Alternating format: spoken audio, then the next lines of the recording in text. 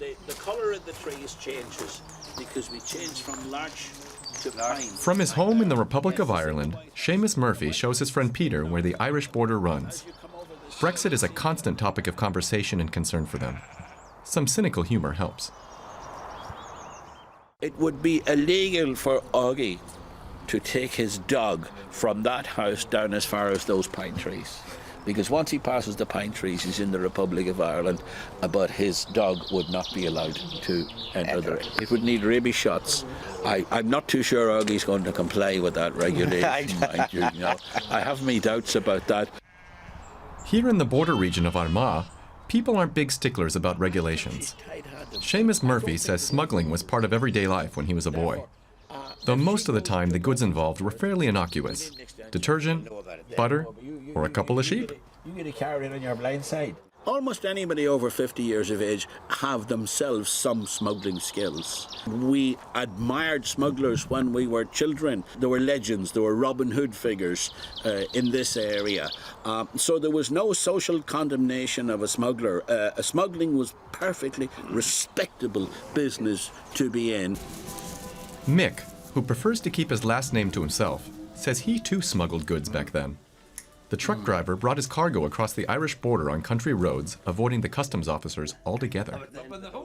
He believes Brexit will bring with it duties and price differences, and that will encourage smuggling again. Where am I? Right. I'll be going to Barbados twice a year. Instead of once. Yeah. That right? Yeah, why? Oh, what? You couldn't control the border here. There's so many back roads. There's 200 or 300 crossings here. Over the years, they couldn't do it. The British Army couldn't do it when they were here. You know what I mean? So this thing, if it comes in, it would be the same.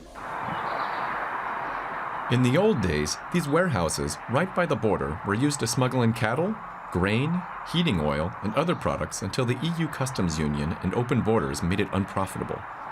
But gangsters continue to operate in the region and could profit from Brexit.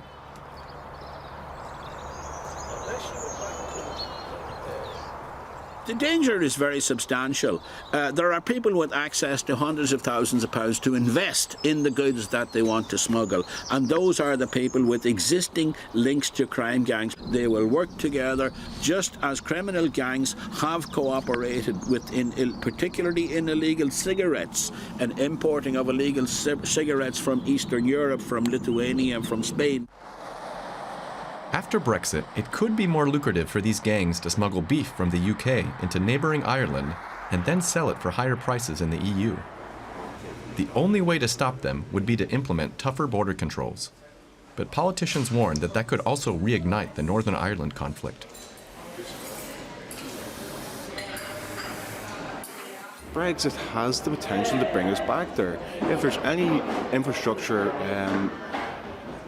placed at the border and all in relation to border control, there is potential of bringing us back to those dark days, and that's very worrying for people, and that's why it's so imperative that there is no return to the borders of the past. This former British customs shed is a relic of that past. CONOR Patterson from the Newry Chamber of Commerce and Trade recalls that it would sometimes take an entire day for a truck to clear customs. Although back then, there was less trade between Northern Ireland and the Republic of Ireland.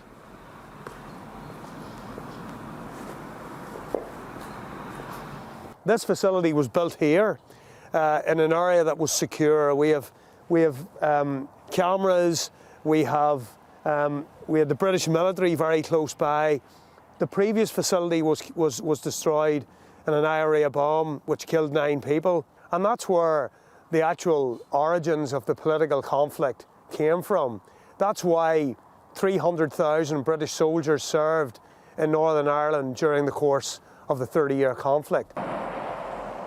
Some Brexit supporters say the answer to the problem is a smart border with infrared cameras and motion sensors. But among locals, there's also huge opposition to the idea. Unintended consequences. The problem with Brexit, like so many things in the world, is unintended. Any technology installed at this border will not last 24 hours. Why?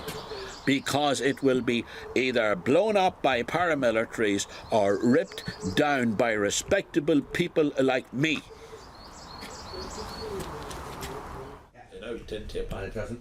It doesn't drip. Small and teapots all. These two men want things to stay just the way they are at the Irish border.